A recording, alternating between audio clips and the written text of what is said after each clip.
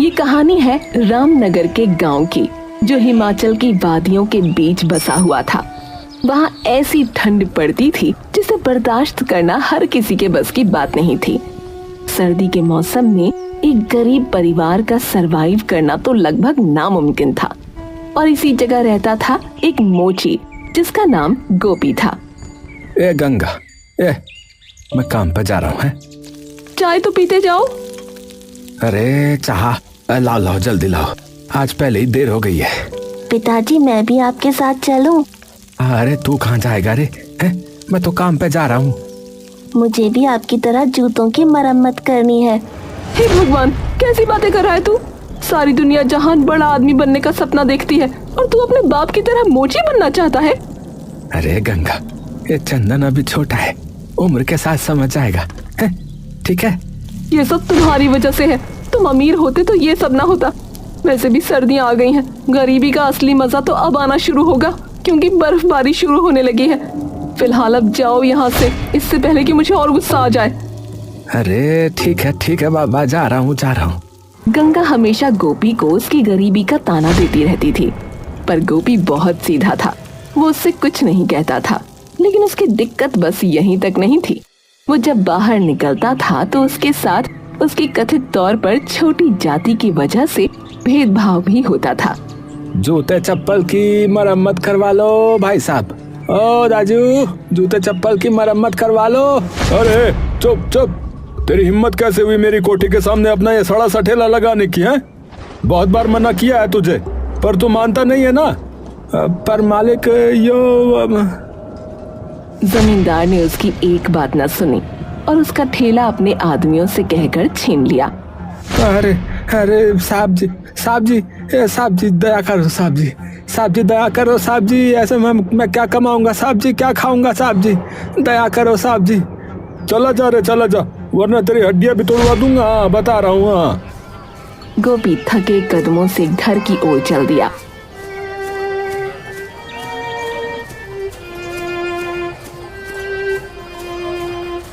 आसमान से रुई जैसी बर्फ धीरे धीरे गिर रही थी। उसकी फटी चप्पलों में बर्फ घुसकर पैरों को सुन्न कर रही थी और उसके दिल में जलती हुई आग उसे ठंड महसूस नहीं होने दे रही थी। ए भगवान, मैंने किसी का क्या ही बिगाड़ा था? मैं तो बस मेहनत ही करता हूँ, फिर भी सब मेरे दुश्मन क्यों हो रहे हैं? उसकी आंखों के कोने भीग चुके थे। वो धीरे धीरे अपने छोटे से टूटे झोंपड़े की ओर बढ़ा। झोंपड़ी से धुआं नहीं उठ रहा था, मतलब चूल्हा ठंडा था। अंदर घुसते ही गंगा की झल्लाहट सुनाई दी। इतनी जल्दी क्यों आ गए? सर्दी में यूं बाहर मरे घूम रहे हो? कुछ काम धंधा हुआ कि फिर वही बहाने? गंगा, आज तो मेरा ठेला ही चला गया है। क्या? ठेला चला गया? किसने लिया? अरे वही जमींदार ने लिया। कहता है उसकी कोठी के सामने नीच लोग जो है ना, वो ठेला नहीं लगा सकते। उसके आदमियों ने सब उठा लिया है। क्या कह रहे हो तुम? किस हक से उसने तुम्हारा ठेला छीना? क्या वो भगवान है? जाओ जाकर पुलिस में शिकायत करो। अरे गंगा, पुलिस हमारी नहीं सुनती है। जमींदार के आदमी जो है ना वहां तक बैठे हैं, उल्टा हमें ही जेल में डाल देंगे वो। अरे तो अब क्या करेंगे? घर में आटा नहीं, दाल नहीं। चंदन 2 दिन से सूखी रोटी खा रहा है। मैं तो सह लूंगी भूख, पर तुम बताओ, बच्चे को क्या खिलाऊं? क्या उसका भी पेट काट दूं? अरे अब भगवान जो करेंगे वो अच्छा ही करेंगे। तू परेशान मत हो गंगा, परेशान मत हो। अच्छा करेगा? हर बार यही बोलते हो। भगवान अगर अच्छा करता तो आज हमारे सर पर पक्की छत होती, न कि टपकती हुई झोपड़ी। गंगा की बातों में दर्द था, पर तानों का जहर भी। गोपी उसके शब्दों में छिपे दर्द को समझता था, पर जवाब देने की ताकत उसमें नहीं थी। वो बस एक टूटी सांस भरकर बोला, देख गंगा, कल से मैं जो है ना, मैं जंगल जा रहा हूँ। लकड़ियाँ जमा करके लाऊंगा, ठीक है?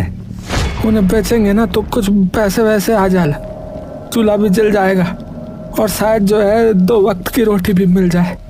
और राशन वो कहाँ से लाओगे? चलो ठीक है, वो जो है ना सेठ मूलचंद, उनके पास जाता हूँ, शायद दे दे उधार। वो सेठ वही जो हर बार ताना मारता है। खैर जाओ कोशिश कर लो। गोपी ने अपनी फटी हुई कमीज का बटन बंद किया, फटे जूतों को खींचा और सेठ मूलचंद की दुकान की ओर चल पड़ा।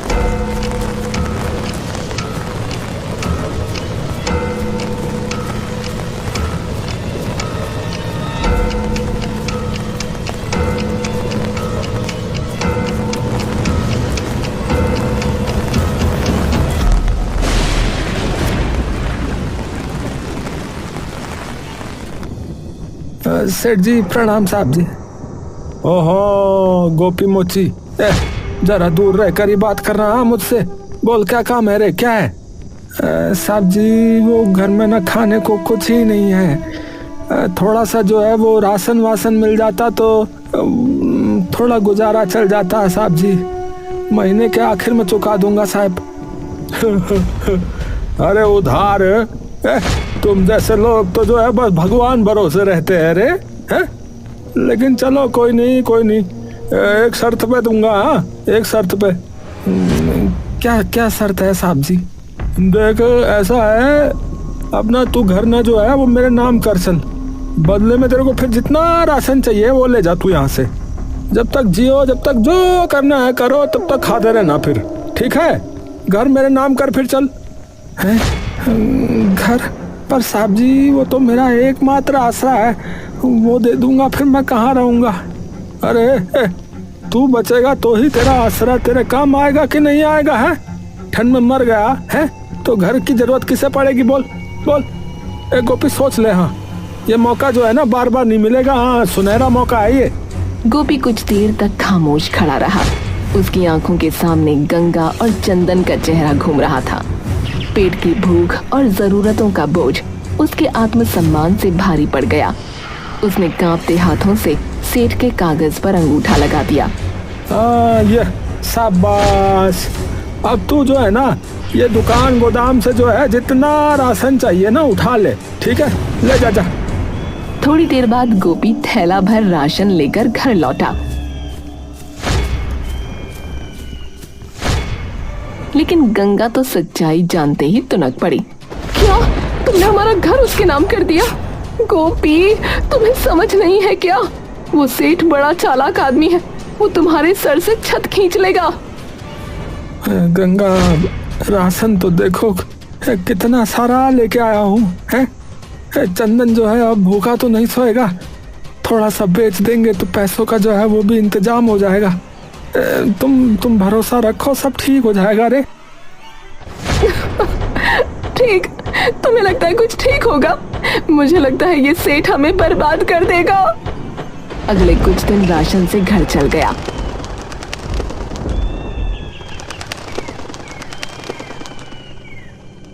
फिर एक सुबह गोपी ने सोचा जो कुछ बचा है बाकी भी ले आऊं, ताकि सर्दियों की असली मार से कुछ राहत रहे। वो सीधा सेठ मूलचंद की दुकान की तरफ चल पड़ा।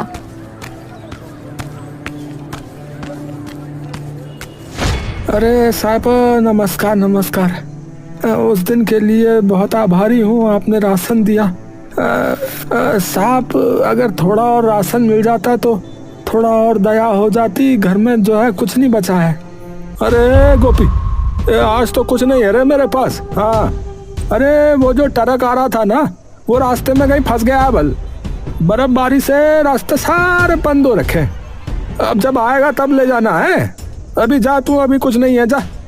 अरे साहिबो, अरे पर हमारा राशन जो है वो खत्म ही होने वाला है, एक दाना नहीं है घर में खाने के लिए, अब हमें जरूरत है साहब। अरे गोपी बोल दिया है तुझे, है रास्ते बंद हो रखे हैं, मैं तो कह रहा हूँ अभी जा, अब घर संभाल अपना, यहाँ अभी कुछ नहीं मिलेगा, जा अभी।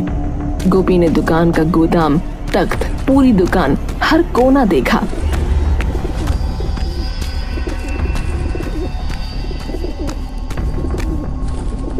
सचमुच राशन कहीं नहीं था।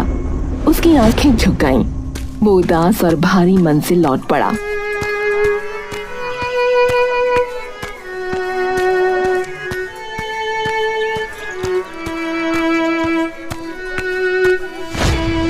अरे गंगा, वो सेठ कह रहा है कि माल जो है ना वो कहीं रास्ते में फंस गया है, बल कुछ नहीं है।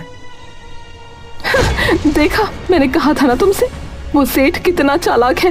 पहले तो घर मांग लिया, अब राशन का बहाना बना रहा है। मैंने कहा था ना, ये आदमी कमीनों का राजा है। ए गंगा, तुम मत हंसो, बस मैं हाथ जोड़ रहा हूँ। ये बात पेट की है। हाँ, पेट तो पेट काट लो तुम हमेशा कुछ न कुछ उम्मीद जता देते हो। अब तुमने घर भी दे दिया। हे भगवान, चंदन की तबीयत भी ठीक नहीं है, बताओ क्या करें। कड़वी हंसी और शिकायतों ने घर को घेर लिया। गंगा उस पर टूट पड़ी, प्रश्न, ताने, दर्द सब एक साथ।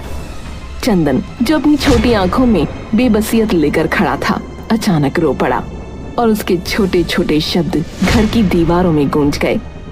मम्मी, पापा ने तो घर बेच दिया, क्या अब हम सच में बेघर हो जाएंगे? चुप कर बेटा, ऐसी बातें मत कर। तुम बड़े होकर कुछ बड़ा बनोगे, पर तुम्हारे बाप को मैं कभी माफ नहीं करूंगी।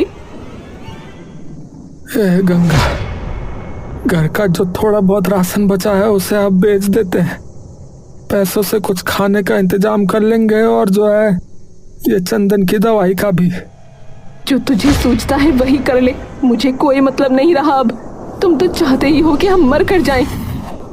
गोपी ने मुंह पर ठोस लकीर ले ली और बचा हुआ छोटा सा पर्चा, कुछ आटा दाल का हिस्सा लेकर बाजार की ओर निकल पड़ा। वो पता नहीं कितनी बार खुद को टूटते हुए महसूस कर रहा था, पर बच्चे के लिए वो कुछ भी कर सकता था। अरे दाजू, जल्दी करो जल्दी, हवा तेज हो रही है। हवा है? क्या हवा हो रही दाजू? कैसी हवा? अरे सुन नहीं रहे हैं? लोग कह रहे हैं बर्फ की आंधी आ रही है। जो लोग घर से बाहर हैं, चलो भागो कह रहे हैं वहाँ। झट से अपने लोगों को जो है सुरक्षित जगह पे ले जाओ। हाँ, सारा बाजार हलचल में आ गया। लोग भगाए जा रहे थे, दुकानें बंद हो रही थी। गोपी ने जल्दी से जो भी पैसे मिले और जो थोड़ी सी रोटी बची थी उसे उठाकर घर की ओर भागा। गंगा, चंदन, तैयार हो जा बाबू, बर्फ का तूफान आ रहा है। बल हम वहाँ जाते हैं जंगल की तरफ, जहाँ पेड़ जो है ना बहुत घने हो रहे हैं। जंगल? यहाँ से? पर कैसे? अरे जाना पड़ेगा, जंगल में पेड़ों के बीच में हम जो है ना छिप जाएंगे। वहाँ जो है आग भी जला के जो है थोड़ा बहुत गर्म रह सकते हैं ना। सब गांव वाले जो है वो भी जा रहे हैं, जल्दी करो जल्दी करो। जैसे ही गोपी ने ये कहा, गंगा ने फटाफट जरूरी सामान समेटा और सब जंगल की ओर निकल पड़े। बर्फ के छोटे छोटे गुब्बारे हवा में नाच रहे थे और आसमान होकर काला हो रहा था।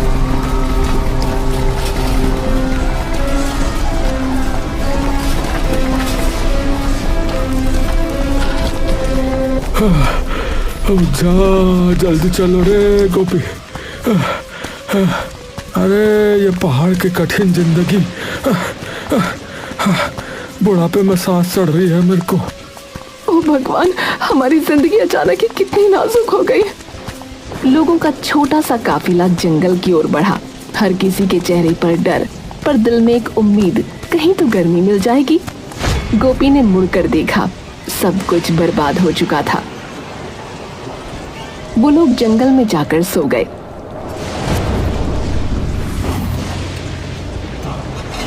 गंगा, गंगा, जल्दी उठो जल्दी उठो, जंगल में पानी भर रहा है, पानी भर रहा है, जल्दी उठो। हे भगवान, कहीं सुकून नहीं है, अब क्या करेंगे? अरे जल्दी से फटाफट पेड़ में चढ़ जाओ, जल्दी चढ़ जाओ। मैं भी जो है चंदन को लेकर पेड़ पे आता हूँ, तुम चढ़ो चढ़ो चढ़ो। वो लोग पेड़ पर चढ़ गए। गोपी ने देखा कि बचा हुआ जो कुछ भी था, थैला, थोड़ा राशन, कुछ कपड़े, सब पानी के साथ बह चुका है। अब तो पेड़ों पर ही रहना पड़ेगा, जमीन पर लौटना मुमकिन नहीं। ओहो, मैं पेड़ पर जो है ना सही से रहने के लिए कुछ करता हूँ। अच्छा, कुछ करता हूँ मैं। क्या? अरे देखती जा देखती जा। गोपी ने पेड़ के तने को एक हिस्से को काटकर और जोड़कर एक छोटा सा तख्ता बनाया। उसकी कारीगरी में कुछ खास बात थी। धीरे धीरे उसने एक छोटी सी झोपड़ी का ढांचा तैयार किया जो शाखाओं पर टिकी हुई थी। तुमने ये क्या किया? ये तो कमाल है गोपी। अरे बस ये छोटी सी झोपड़ी बन गई। हवा और पानी से बचने के लिए है। पर अभी इसमें एक कमी है रे, ये पाख नहीं है इसके ऊपर, छत जो है ना छत नहीं है। हवा से ये उड़ जाएगा और फिर ठंड हमें जो है ना वो हिला देगी, तो इसको जो है किसी तरह पाख बनाना होगा, ढकना होगा इसे है। और जरा ही देर में झोपड़ी जैसे एक घोंसले में बदल गई।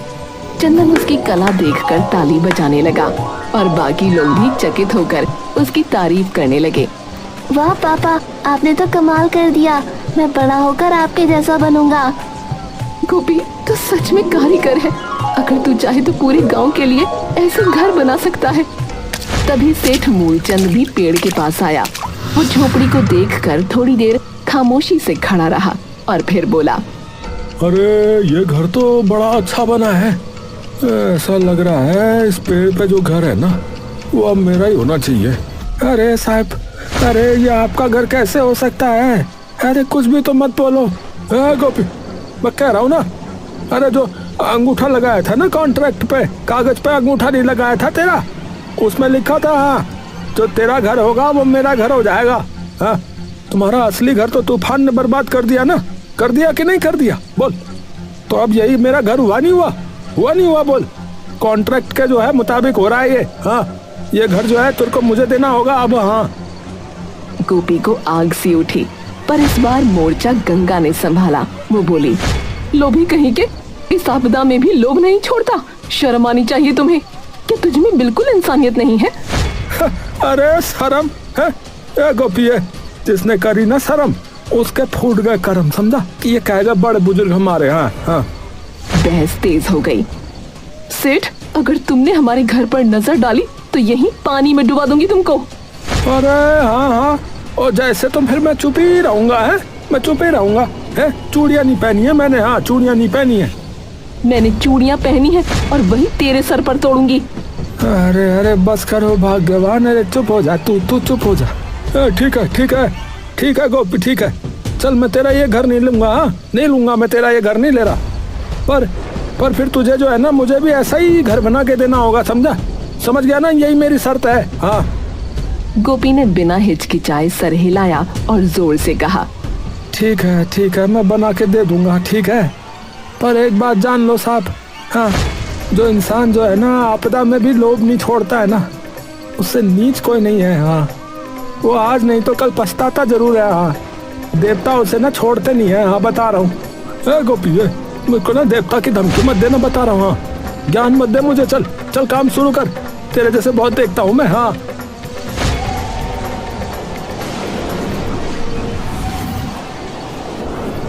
गोपी ने पेड़ के तने पर फिर से कुल्हाड़ी मारी। हवा में लकड़ी की खुशबू घुल गई थी। ठंड अब भी थी, लेकिन उसके पसीने से कपड़े गीले हो रहे थे। चारों तरफ सन्नाटा था, सिर्फ कुल्हाड़ी की टक टक टक की आवाज। तभी वो सेठ से बोला, सेठ, अगर कल को ये तूफान थम गया ना तो तू मेरा असली घर मुझसे नहीं मांगेगा, बता रहा हूँ मैं। हाँ, वो मेरा ही रहेगा अब। हाँ, ठीक है, फिर ठीक है, मैंने कह दिया है। हाँ, लेकिन फिर मेरी एक शर्त है। हाँ, शर्त है मेरा घर जो है 3 मंजिला होना चाहिए, समझ गया? 3 मंजिला बनेगा। हाँ, वो भी ऐसा कि दूर से चमके। समझा नहीं समझा तू? है, मैं कोई आम आदमी नहीं हूँ, समझा? मैं सेठ हूँ, सेठ, समझा? अरे जो हुकुम मालिक, जो हुकुम साहब। गोपी दिन रात काम में लगा रहा। लकड़ी काटी, बेलों को जोड़ा, शाखाओं से फर्श बनाया। उसकी हथेलियां फट चुकी थीं, लेकिन हौसला कम नहीं था। गंगा और चंदन भी उसे देख रहे थे। अम्मा, बाबू तो जैसे कोई जादूगर लग रहे हैं। हाँ बेटा, गरीब के हाथों में मेहनत का जादू ही तो होता है। मैंने ही बस कभी नहीं समझा। आखिर वो दिन आया जब 3 मंजिला लकड़ी का घर बनकर खड़ा हुआ। पूरा जंगल उस घर को देखकर दंग रह गया। ओ जा मेरी बाबा, अब हुई ना बात ये। अब तो कोई राजा भी देखेगा ना वो भी जल जाएगा। हाँ, इतना बढ़िया हो गया ये तो। अरे साहब, अभी घर पूरा नहीं हुआ है, इसे जो है पेड़ की छाल से ढकना होगा, नहीं तो जो है खराब हो जाएगा। बारिश हवा अंदर आएगी और बर्फ भी अंदर आएगी तो ये फिर ठीक नहीं होगा ये साहब। नहीं रे गोपी, नहीं, मेरा घर किसी चिड़िया के घोंसले के जैसा थोड़ी दिखेगा। है, सेठ जी हूँ मैं यहाँ का। ऐसा ही ठीक लग रहा है मुझे ये। हाँ ऐसा ही ठीक है ये, रहने दे, कुछ नहीं होगा, कहीं नहीं जा रहा है ये घर, बढ़िया हो गया। गोपी ने सेठ को समझाने की कोशिश की लेकिन वो नहीं माना। इसके बाद गांव वालों के कहने पर गोपी ने सबके लिए छोटे छोटे घर बनाए। हर घर को उसने पेड़ की छाल से ढक दिया। जा, जिसे हमने नीच समझा वही तो असली उस्ताद निकला रे। रात गहराने लगी, हवा फिर से तेज हुई। अचानक तेज बारिश शुरू हो गई और बिजली ने जंगल को रोशन कर दिया। गांव वालों के छोटे घर मजबूत थे, छाल से ढके हुए, तो उनमें सिर्फ हल्की सरसराहट हो रही थी। लेकिन सेठ का 3 मंजिला घर हिलने लगा, दीवारें कांपने लगीं। अरे जाओ भगवान, अरे ये क्या हो गया? अरे इतनी ठंडी हवा कैसे चल रही है ये? अरे ये क्या उखड़ गया? अरे यहीं से हवा घुस रही है। अरे इतना जाड़ा हो रहा है, इतनी सर्दी में तो मैं मर ही जाऊंगा रे। अरे कोई तो बचाओ रे। छत का एक टुकड़ा उखड़ गया, हवा सीधा अंदर घुस आई। अरे गोपिया, कहाँ गया रे? अरे कोई तो बचाओ मुझे। गांव वालों ने आवाज सुनी लेकिन सब चुप रहे। सेठ जैसे तैसे बाहर निकला, भीगा हुआ, थर थर कांपता हुआ। गोपी, अरे मुझे अपने घर में जगह दे, मैं ठंड में मर जाऊंगा रे। अरे बहुत जाड़ा हूँ मैंने। अरे नहीं गोपी, इसे याद है तूने जब मदद मांगी थी तो ये हंसा था। अरे गंगा, अगर हम इसके जैसे बन गए तो फिर फर्क ही क्या रह जाएगा इसमें और मुझ में? है फर्क ही क्या रहेगा बोल? अरे जल्दी जल्दी अंदर आजा सेठ, जल्दी अंदर आजा, बाहर बहुत जाड़ा हो रहा है। अरे गोपी, अरे तू बहुत बड़ा आदमी निकला रे, बहुत बड़ा आदमी निकला है तू। जी रहे, मैंने तेरे साथ बहुत बुरा किया, पर तूने जो है मेरी जान बचा ली रे।